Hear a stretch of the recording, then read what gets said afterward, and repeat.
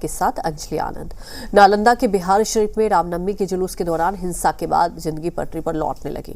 हालांकि हिंसा के निशान अभी भी कई जगहों पर देखने को मिल रहे हैं। कई घरों में अभी भी ताले लटके हुए हैं, जबकि जगह जगह पत्थर भी पड़े हुए हैं। जी मीडिया की टीम ने नाइट पेट्रोलिंग कर हिंसाग्रस्त इलाकों की वर्तमान स्थिति का जायजा लिया। कई जगहों पर हमारी टीम को रात के सन्नाटे में कई जगह लोग तो नहीं, सिर्फ सुरक्षा बल के जवान नजर आए। हमारी टीम ने यह भी देखा कि हनुमान जयंती को लेकर प्रशासन की तरफ से क्या सुरक्षा इंतजाम किए गए हैं।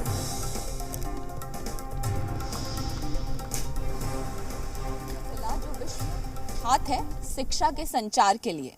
नालंदा विश्वविद्यालय के बारे में भला कौन नहीं जानता, लेकिन यही वो नालंदा की धरती है जहां पर 31 मार्च को रामनवमी के जुलूस के दौरान हिंसा भड़की। नालंदा जिले का ये बिहार शरीफ इलाका है और ये वो जगह है जहां से हिंसा की शुरुआत हुई।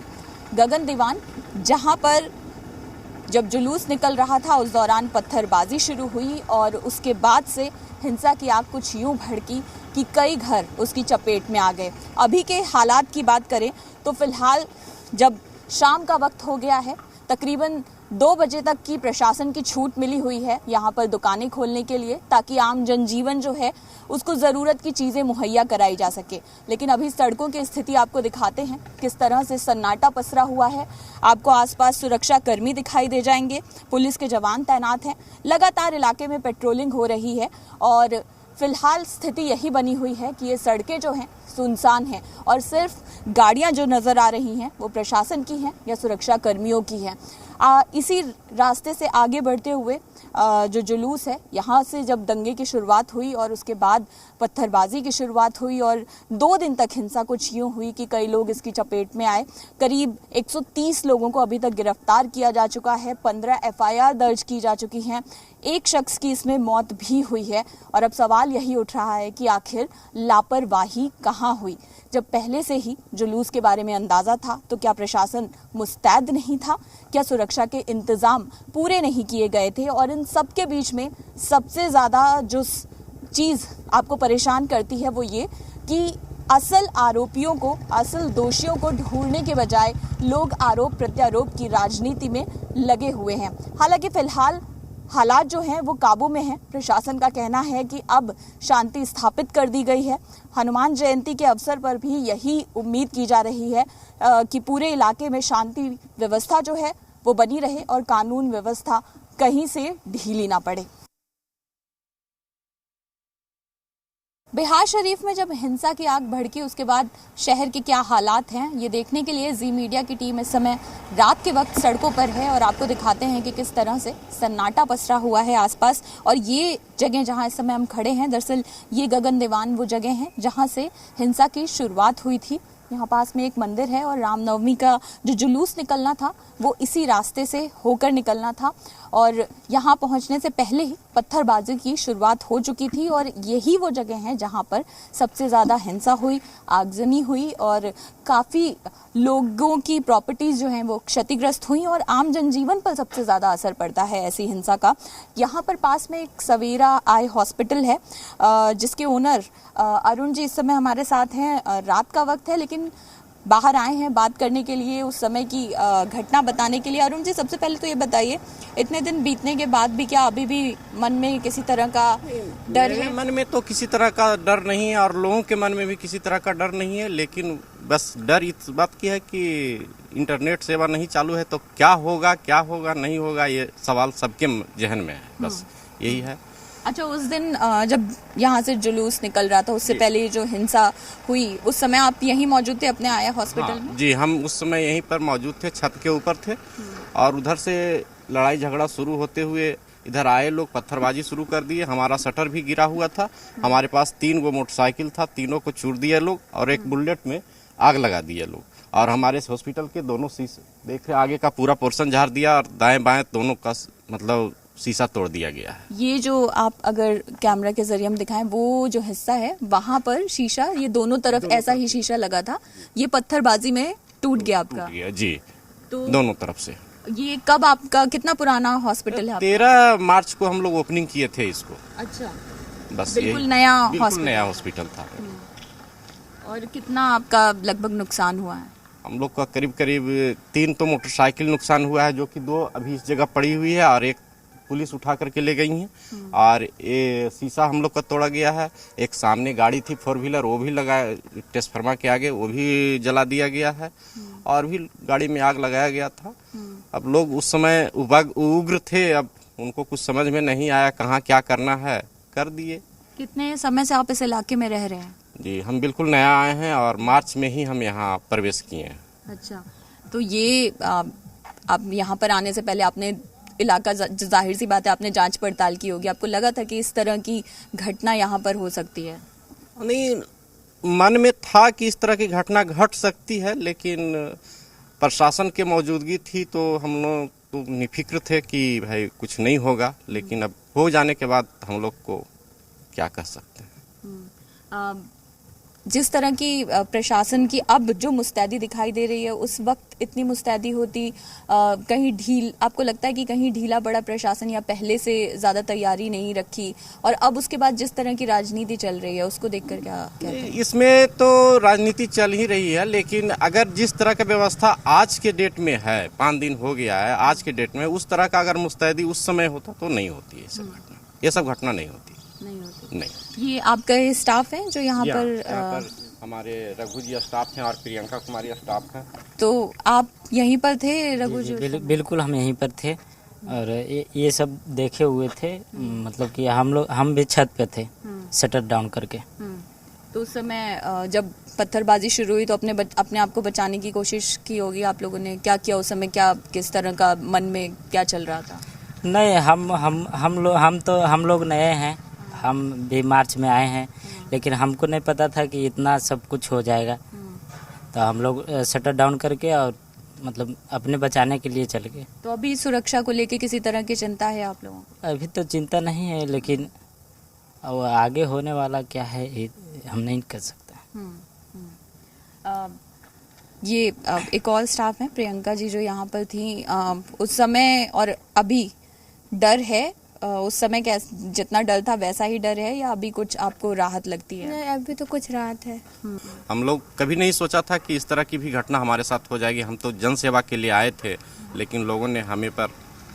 और अभी आप नहीं खोल रहे हैं अपना हॉस्पिटल? जी नहीं, अभी नहीं खोल रहे हैं क्योंकि हमारे डॉक्टर लोग आ नहीं रहे हैं, बस डरे हुए हैं सब।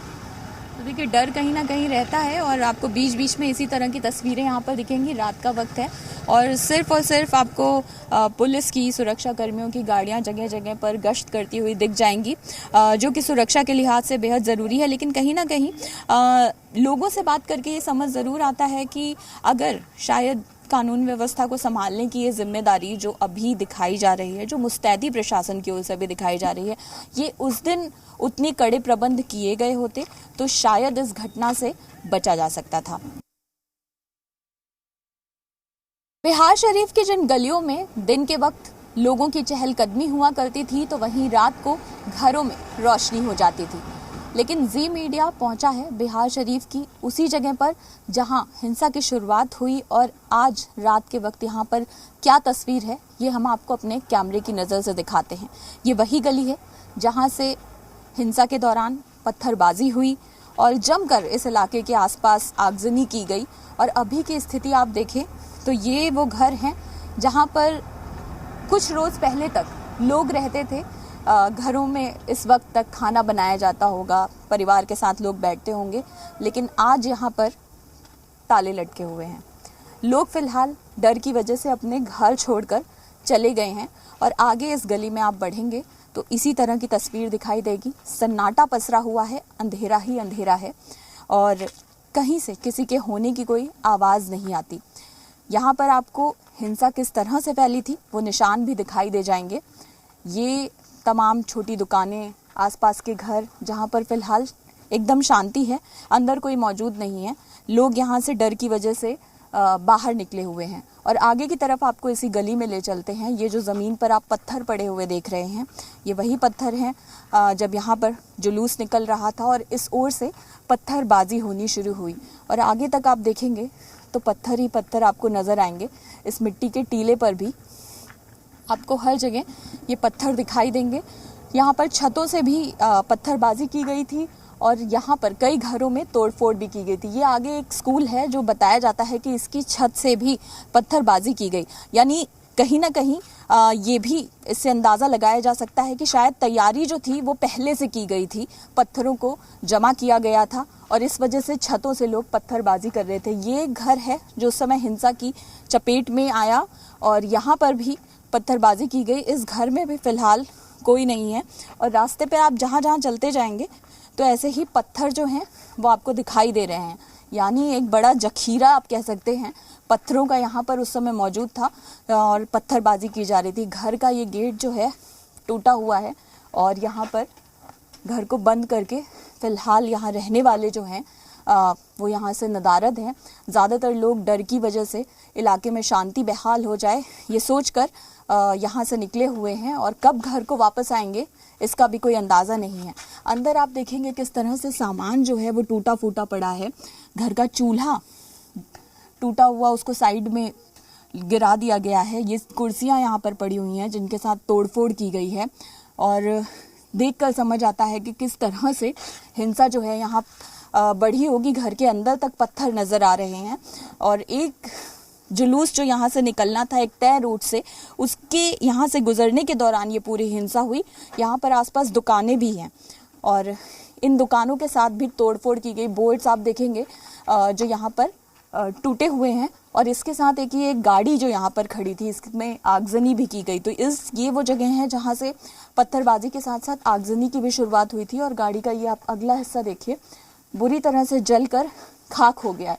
सिर्फ एक ये गाड़ी नहीं, यहाँ पर ऐसी कई गाड़ियाँ थीं जिनको आग के हवाले कर दिया गया। कई मोटरसाइकिल्स थी, गाड़ियाँ थी, एक बस थी जिसमें आग लगा दी गई और उसके बाद यहाँ का जो पूरा माहौल है वो इस तरह ख़राब हो चुका था कि यहाँ पर पुलिस डिप्लॉयमेंट के साथ साथ पैरामिलिट्री फोर्सेस का डिप्लॉयमेंट करना पड़ा। ये आप देखेंगे घरों के साथ ये आगे जो व्हीकल खड़े हैं, ये टेम्पो खड़ा है, इस पे भी आग लगी हुई है। नीचे यहाँ शीशे पड़े हुए हैं।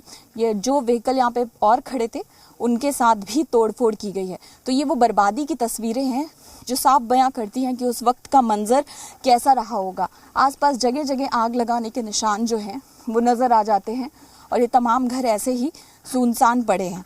अब सवाल ये उठता है कि आखिर ये जो बर्बादी हुई, इतनी तबाही हुई, इतना नुकसान हुआ, जान माल का नुकसान हुआ, उन सब की भरपाई कौन करेगा? क्या वो सियासतदान जो एक दूसरे पर आरोप प्रत्यारोप कर रहे हैं, जिन्हें फ़िक्र करनी चाहिए थी कि जो लोग अपने घर छोड़कर चले गए हैं उनमें ये भरोसा लेकर आएँ कि वो अपने घरों को वापस आएँ, यहाँ पर सुरक्षा के साथ रहें और उनकी सुरक्षा करने के लिए प्रशासन मुस्तैद है। लेकिन फ़िलहाल राजनीति जो है वो बिहार में वो आरोप प्रत्यारोप की चल रही है और इसका दंश जो झेल रहे हैं वो आम जनता है। बिहार शरीफ की सड़कों पर यूं तो सन्नाटा पसरा है, लेकिन रात के वक्त ये पुलिस की गाड़ी के सायरन जगह जगह सुनाई दे रहे हैं। लगातार गश्त जो है वो की जा रही है और हनुमान जयंती से पहले सुरक्षा व्यवस्था में कहीं कोई चूक ना हो, इसके लिए प्रशासन जो है मुस्तैदी से तैयार है। इस समय डीएसपी जो इलाके के हैं, डीएसपी सदर, वो यहाँ पर तमाम जो सुरक्षा कर्मी हर चौराहे पर तैनात हैं। ये मुख्य चौराहा है यहाँ का जिसको हॉस्पिटल चौक के नाम से जाना जाता है और लगातार गश्त जो है पुलिस की गाड़ियों की वो इसी तरह से चल रही है और सभी बड़े अधिकारी जो हैं वो इस समय आपको ग्राउंड पर ही नजर आएंगे, चाहे वो एसपी हो, डीएसपी हो। सर, रात के वक्त भी इस समय भी आप लोग लगातार राउंड पर निकले हुए हैं और चूंकि हनुमान जयंती को लेकर भी एक एडवाइजरी आई है, तो इन सब तमाम चीज़ों को देखते हुए सुरक्षा के लिहाज से भी एक चुनौती है आप लोगों के लिए। निश्चित रूप से शहर के सभी इम्पोर्टेंट जो स्थान है वहाँ विशेष प्रतिनियुक्ति है पुलिस पदाधिकारी और मजिस्ट्रेट्स की। गश्ती पदाधिकारी भी हैं, वो भी गश्त कर रहे हैं, जैसा कि आप लोग देख रहे हैं। 112 नंबर की जो गाड़ियां हैं 112 की भी तैनात हैं। पैदल गश्ती है और सेक्टर में भी पदाधिकारी हैं। वरीय स्तर पे हम लोग लगातार भ्रमणशील हम लोग ब्रीफ कर रहे हैं। जो हमारे प्रतिनियुक्त पदाधिकारी हैं वो अलर्ट रहें और अपने पोस्ट पे तैनात रहें, उनको हम लोग लगातार ब्रीफ करते हैं और हम लोग खुद भ्रमणशील हैं। यदि कहीं से भी किसी प्रकार की कोई अफवाहन भी सूचना मिलती है फ़ौरन उस पर हम लोग रिएक्ट करते हैं, उसको वेरीफाई करते हैं। सुबह जाके हम लोग उसको पता लगाते हैं और जो भी अफवाह फैलाते हैं या फैलाने का प्रयास करते हैं उनको फ़ौरन हम लोग बताते हैं कि ऐसी कोई बात नहीं है, अफवाहों पे आप लोग ध्यान नहीं दें। नालंदा जिला प्रशासन के द्वारा लगातार हम लोग अपील कर रहे हैं आमजनों से कि किसी भी अफवाहों पे आप लोग ध्यान नहीं दीजिए। लगातार प्रतिनियुक्ति है, सब भ्रमणशील हैं, सब जगह शांतिपूर्ण माहौल है और यहाँ वर्तमान में किसी तरह की कोई समस्या नहीं है। जो महिला सुरक्षा कर्मी हैं उनकी भी क्या नाइट ड्यूटीज आप लोगों ने लगाई हैं कुछ संवेदनशील इलाके? उनकी भी ड्यूटी है। जो हमारे पुरुष पदाधिकारी के साथ उनकी भी ड्यूटी है और जो पोस्ट पे हम लोग जो है, जो राशन है, जो भोजन इत्यादि, पानी भी हम लोग सप्लाई करें टाइम पे, ताकि उनको समय पे भोजन इत्यादि भी मिल जाए। और वरीय स्तर पे लगातार इसको हम लोग इंश्योर कर रहे हैं और हम लोग मॉनिटर कर रहे हैं। तो देखिए, प्रशासन जो है पूरी तरह से ये कोशिश कर रहा है कि सुरक्षा व्यवस्था जो है अब इलाके की बिल्कुल ना बिगड़े, और यही वो तस्वीर है जो फिलहाल बिहार शरीफ की सड़कों पर नजर आ रही है। रात भर हमने यहाँ पर दौरा किया, सड़कों पर लोग नहीं दिखाई दे रहे हैं। कोई आता जाता दिखाई देता है तो सख्ती से रोककर उनकी पूछताछ की जाती है, उनकी जाँच की जाती है कि आखिर इस वक्त क्यों निकले हैं, क्योंकि इलाके में धारा 144 लागू है। और ऐसे में आप देखेंगे कि तमाम जो मुख्य सड़कें हैं उनके साथ साथ गलियों में भी सुरक्षा कर्मियों की तैनाती की गई है और खुद सभी जो अधिकारी हैं वो भी इस समय ग्राउंड पर उतरे हुए हैं। और पुरुष जवानों के साथ साथ महिला जवान भी आपको दिखाई देंगी जिनकी नाइट ड्यूटी लगाई गई है। सभी संवेदनशील इलाकों को आइडेंटिफाई किया गया है और हनुमान जयंती के लिहाज से भी प्रशासन ने पूरी तैयारियां की हैं कि कहीं से किसी भी तरह की अप्रिय स्थिति जो है वो फिर से ना पैदा हो। और अब पूरा माहौल जो है बिहार शरीफ का वो सौहार्द भरा ही रहे और कहीं से भी ये हार्मनी जो है वो बिगड़ने ना पाए। कैमरा पर्सन शाहनवाज के साथ अंजलि सिंह, जी मीडिया, बिहार शरीफ। रुकते एक छोटे से ब्रेक के लिए, जल्द हाजिर होंगे।